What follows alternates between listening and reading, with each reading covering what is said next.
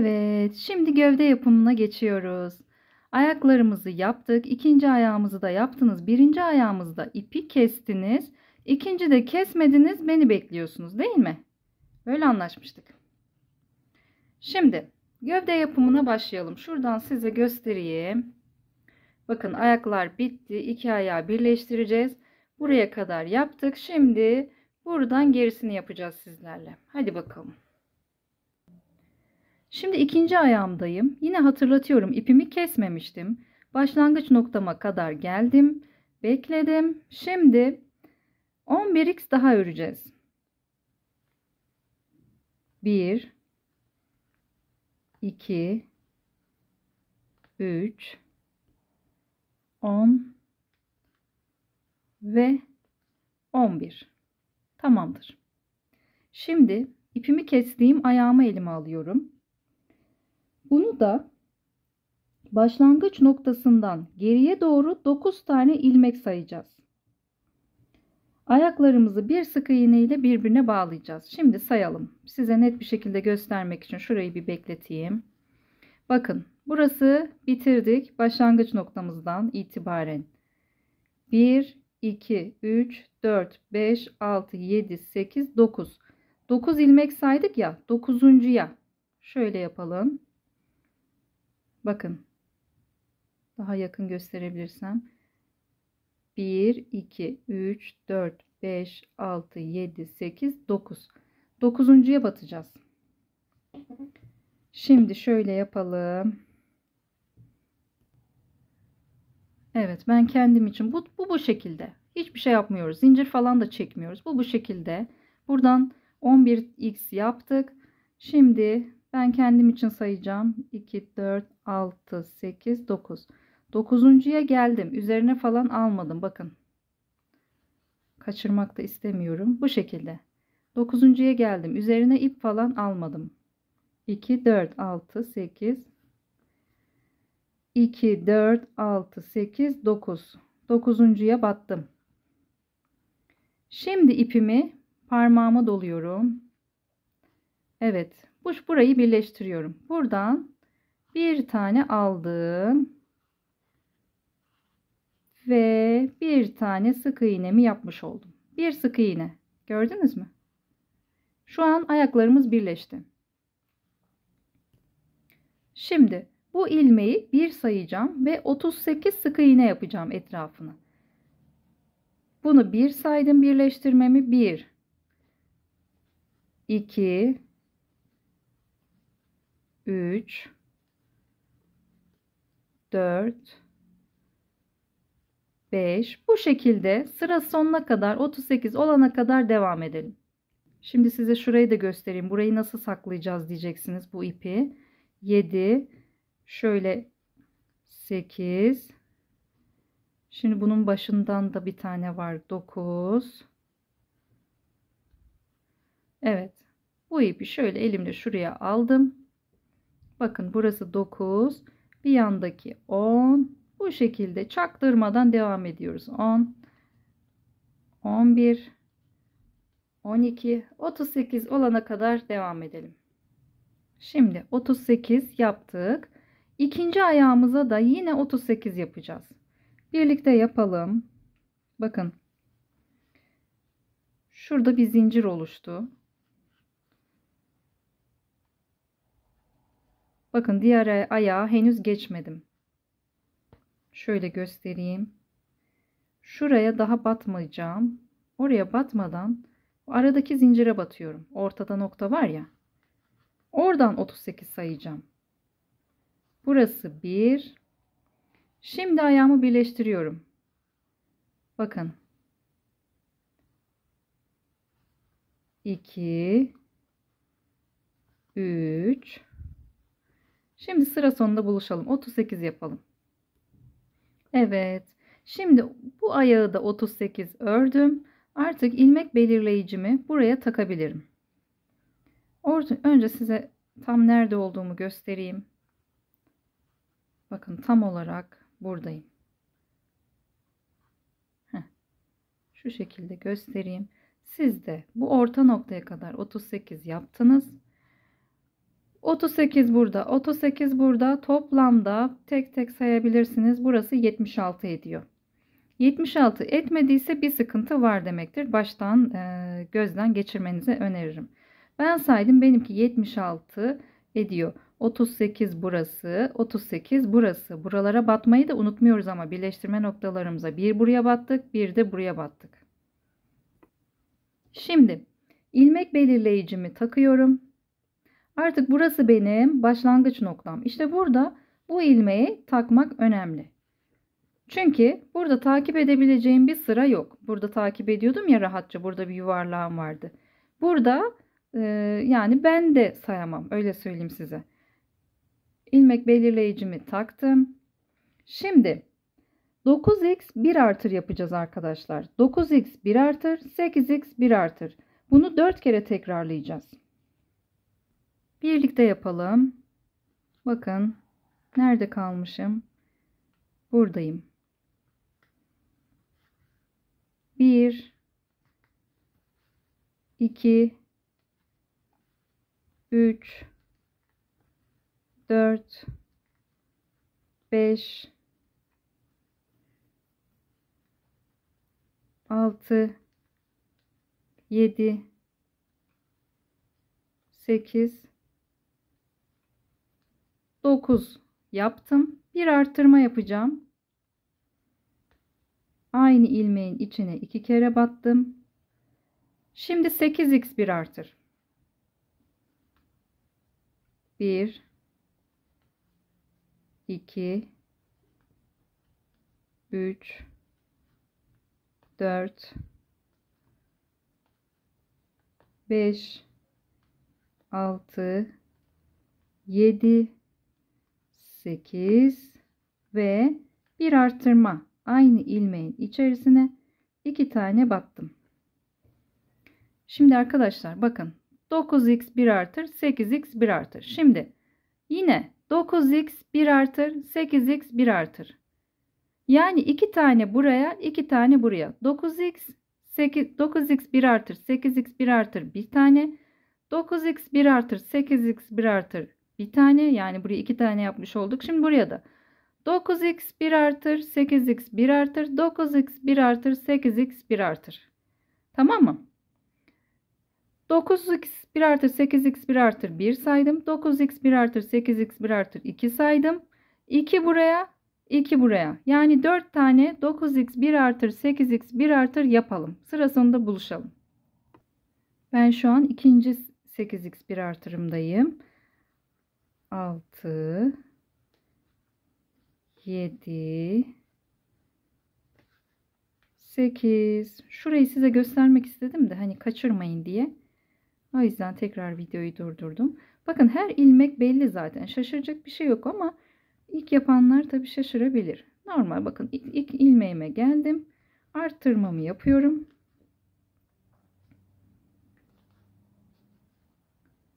Evet. Şimdi tekrar birinci ayağımda bitti. 9x 1 artır, 8x 1 artır. Şimdi burada 9x 1 artır, 8x 1 artır. Tekrar 9x 1 artır, 8x 1 artır. Hadi yapalım. Evet. Şimdi bu turu tamamladık. Henüz birinci sıramızdayız. Gövdede birinci sıramızı tamamladık. 9x 1 artır, 8x 1 artırı 4 kere tekrarladık. 84 tane sık iğne elde ettik.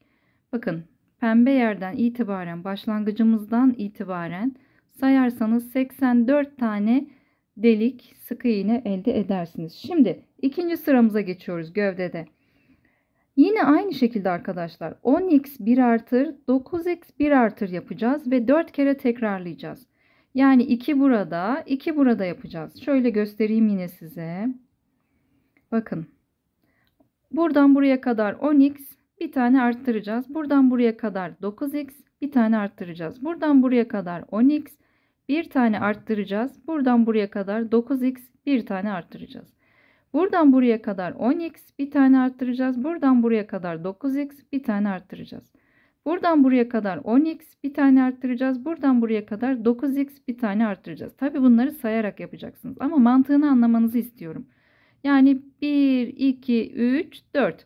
1, 2, 3, 4. 4 kere tekrarlanmış olacak. Hadi bakalım. Şimdi ben size ilkini yapayım.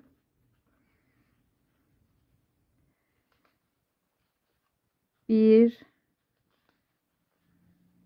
iki, üç, dört. Elyaf da koymadım ki. 5. Rahat örelim henüz diye. 6, 7, 8, 9, 10. Evet. Bir arttırma yapıyorum. Aynı ilmeğin içerisine. Şimdi 10x bir arttır. Şimdi 9x bir arttır. 1,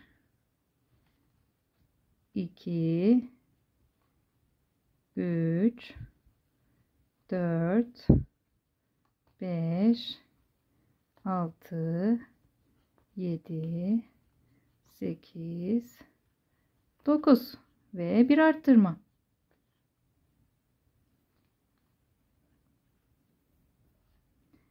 Eğer zor geliyorsa bana özelden, yorumlardan, Instagram'da DM'den her yerden yazabilirseniz bana resim atın. Size nerede hata yaptığınızı, nerede takıldığınızı yazarım, söylerim. Size özel video da atarım. Hiç sıkıntı değil. Yeter ki koca ayı herkes yapsın.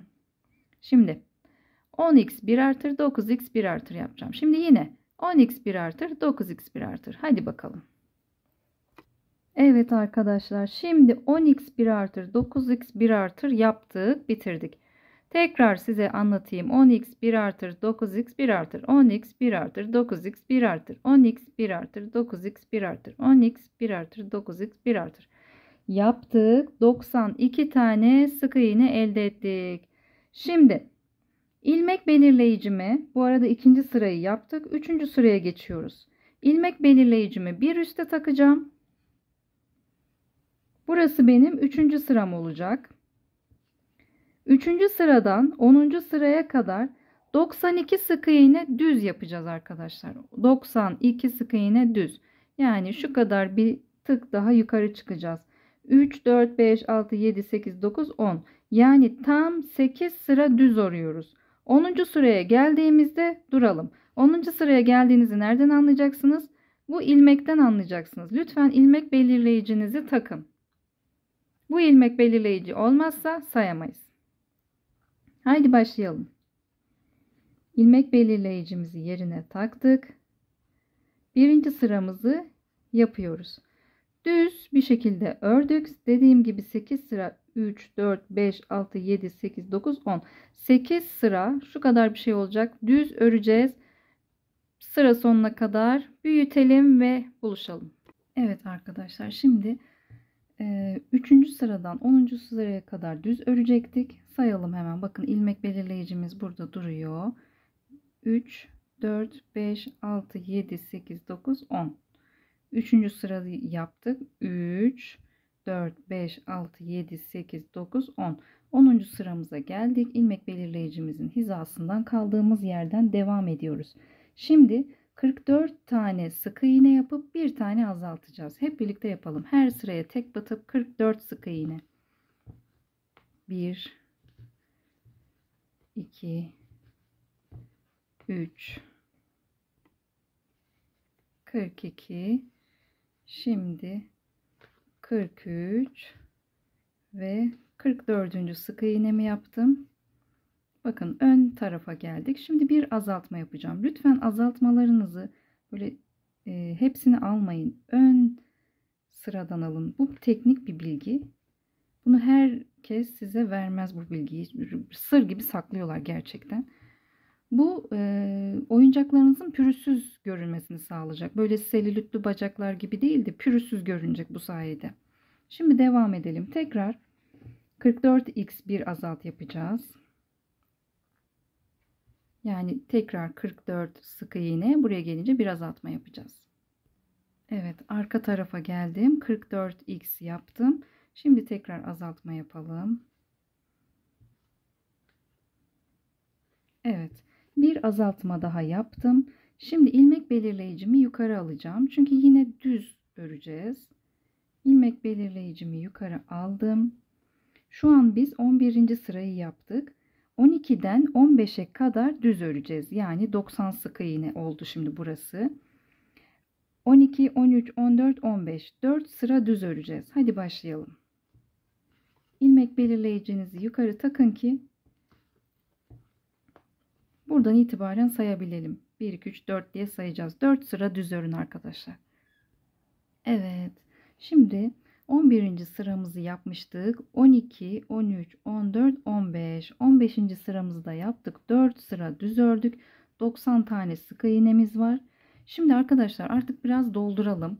Bunu dilerseniz öncesinde de doldurabilirsiniz. Doldurmaya başlayabilirsiniz. Sıkıntı değil. Ben biraz daha elyafla haşır neşir olmamak için, yani örerken tığıma takılmaması için biraz daha geç dolduruyorum. Hadi dolduralım. Evet. Elyafımızı aldık. Şu şekilde bu tontiş ayaklara iyice itelim. Şu kırışık görüntü düzelsin arkadaşlar. Bakın.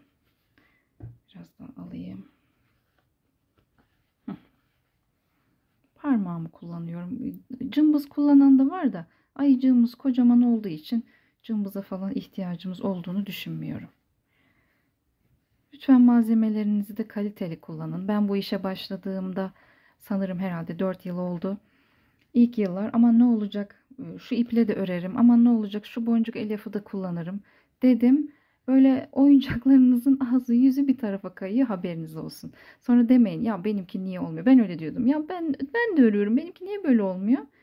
Olay malzemede de, olay kalitede. Tığınız, her şeyiniz çok önemli. Ucuz alayım ama bir kere öreceğim derseniz bile boş verin. Yani kalitelisini alın, dursun evinizde. Bakın bu şekilde iyice dolduruyoruz.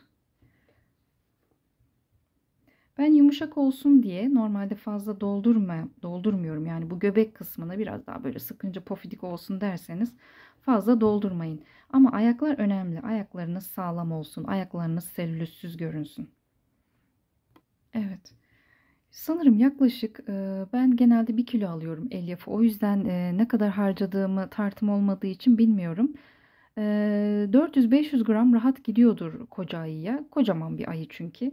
İyi de doldurayım derseniz 400-500 gram, özellikle kafası çok alıyor. Gövdesi, kafası. Evet, ayaklarımız bu şekilde. Şimdi örmemize devam edelim. Şimdi 16. sıramızdayız.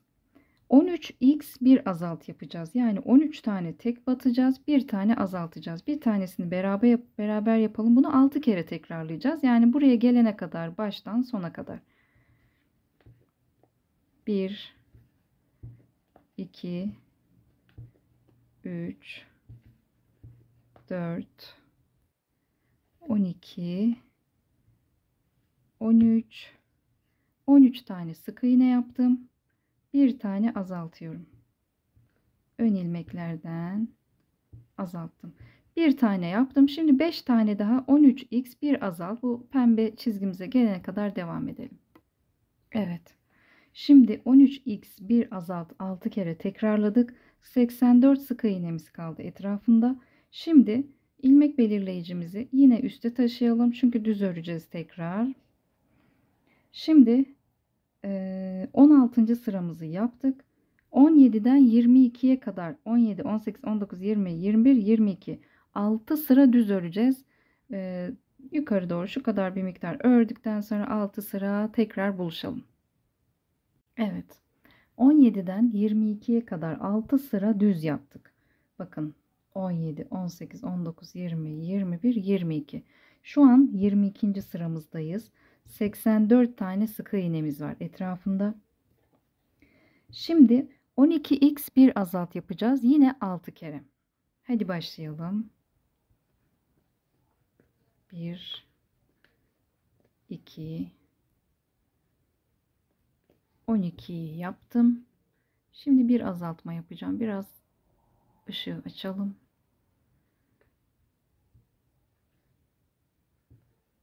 Evet. Bir tane azalttım. Şimdi sıra sonuna kadar 12x bir azalt yapmaya devam edeceğiz. Bir tane yaptık. Geriye kaldı 5 tane.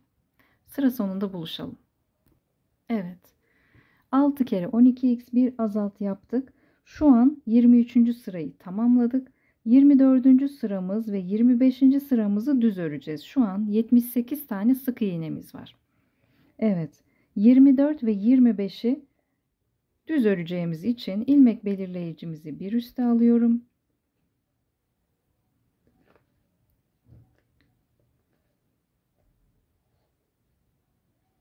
Şimdi 2 sıra düz örelim. 24 ve 25'i örüyoruz. Evet. Şimdi 2 sıra daha yaptık. Bakın şöyle. 24, 25. 24 ve 25. sıramızı yaptık. Şimdi 26. sıramızdayız. 11x bir azalt yapacağız. Birlikte yapalım. Pardon. 1 2 3 4 5 10 ve 11. 11 tane sık iğne yaptım. Bir tane ön ilmeklerden alarak azaltıyorum. Bu birinci azaltma. Bunu 6 kere tekrarlayacağız. Bir tane yaptım. Sıra sonuna kadar 5 tane daha yapalım. Yani 11x bir azalt 6 kere tekrarlıyoruz. Evet. Şimdi 11x bir azalt yaptık.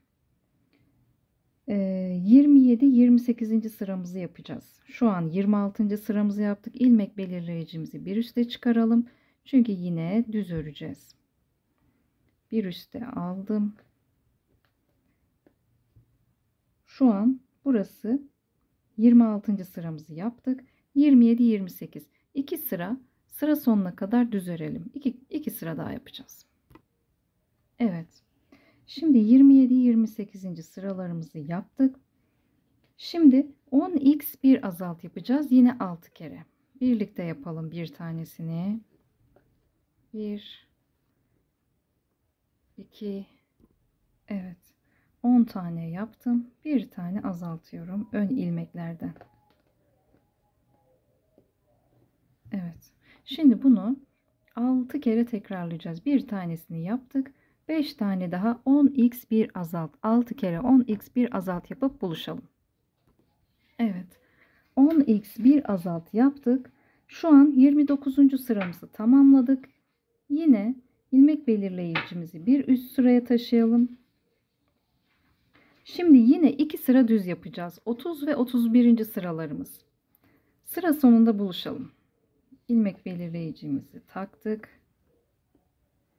2 sıra düz örüyoruz. 30 ve 31. sıralarımızı. Evet. 30 ve 31. sıralarımızı yaptık.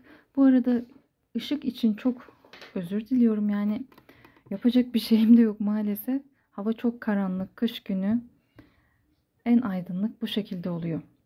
Şimdi 30 ve 31. sıraları yaptık. 32. sıramızda 9x bir azalt yapacağız. Ama öncesinde gelin biraz daha koca ayımızı dolduralım. Artık daralıyor çünkü. Yine doldurulur da biz doldurmaya başlayalım.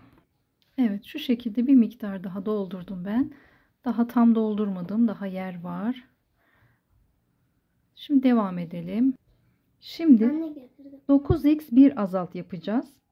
Yine 6 kere tekrarlayacağız. 32. sıramızı yapıyoruz. 9x bir azalt sıra sonuna kadar 6 kere tekrarlayalım. Evet. 9 yaptım. Bir azaltıyorum. Evet. 6. azaltmamı da yaptım. Şimdi yine ilmek belirleyicimi bir üst sıraya taşıyorum. Yine 9x bir azalt yaptıktan sonra 2 sıra 33 ve 34'ü düz öreceğiz. Yani 60 tane sık iğnemiz kaldı çevremizde. 2 sıra daha düz örelim, buluşalım. Evet. Şimdi 2 sıra daha düz yaptık. Yani şu an neredeyiz? 33 34. sıralarımızı yaptık. Şurası 33, burası 34. Şimdi 8x bir azalt yapacağız. Yine aynı yöntemle sıra sonuna kadar 6 kere 8x bir azalt yapalım. Şu an 60 tane sık iğnemiz olması lazım. Sizin de öyle. Şimdi hadi bakalım 8x1 azalt yapalım. Şimdi 8x1 azalt yaptık. İlmek belirleyicimizi bir üste taşıyoruz. Yine 2 sıra düz öreceğiz. Yani şu an 35. sıramızı yaptık 8x1 azalt yaparak. 36 ve 37. sıramızı 54 sık iğne şeklinde olacak şekilde 2 sıra düz örelim ve sıra sonunda buluşalım. Evet, şimdi 36 ve 37. sıramızı tamamladık. 54 sık iğnemiz var şu anda. Şimdi tekrar azaltacağız. 38. sıramızda 7x bir azalt 6 kere yapacağız. 48 sık iğneye düşüreceğiz. Yavaş yavaş daraltırken de doldurmayı unutmayın.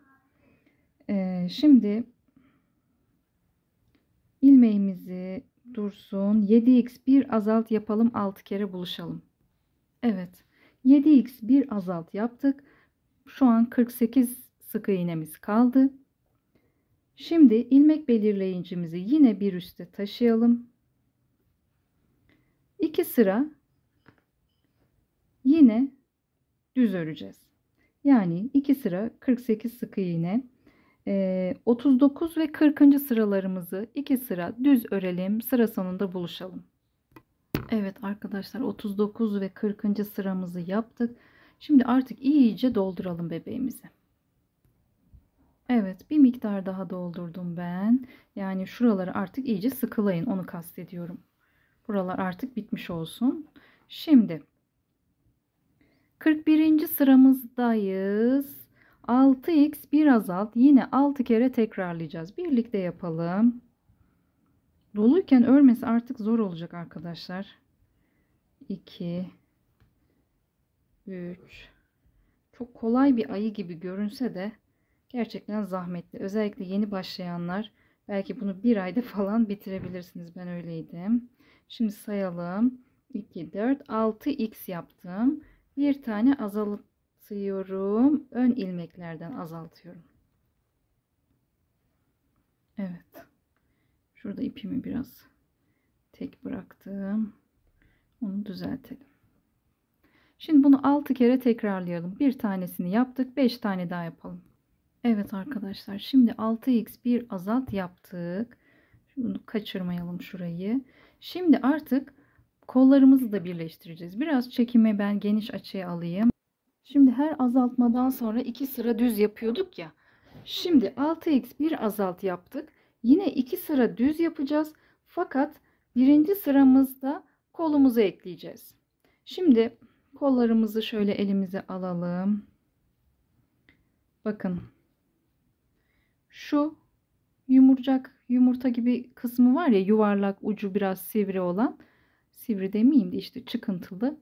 Onlar öne gelecek şekilde yapacağız kolları. Şu şekilde. Şimdi öncelikle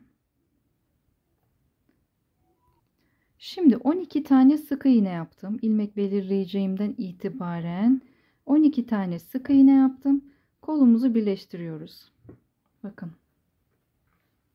Bakın. Şimdi kolumu aldım. Yuvarlak kısmı dışa bakacak şekilde 12 sık iğne yapmıştık. İlk ilmeğimize batıyorum. Kolumuzun ilk ilmeğine battım. Üzerine falan almadan sıradaki ilmeğime batıyorum.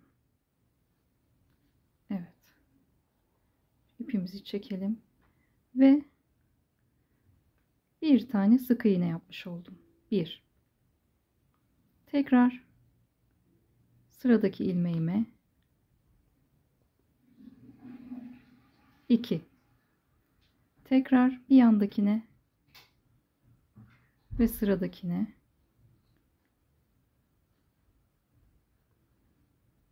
3. Tekrar bir yandakine, karşıya 4. Tekrar bir yandakine, karşıya 5. Tekrar bir yandakine, karşıya 6. Son ilmeğimiz kaldı. İpimizi şu tarafa atalım. Tekrar karşıya 7. 7 sık iğne ile kolumuzu birleştirdik. Evet. Kolumuzdan sonra 14 sık iğne yaptım. 1, 2, 3, 4, 5, 6, 7, 8, 9, 10, 11, 12, 13 ve 14. Şimdi tekrar diğer kolumuzu aldım.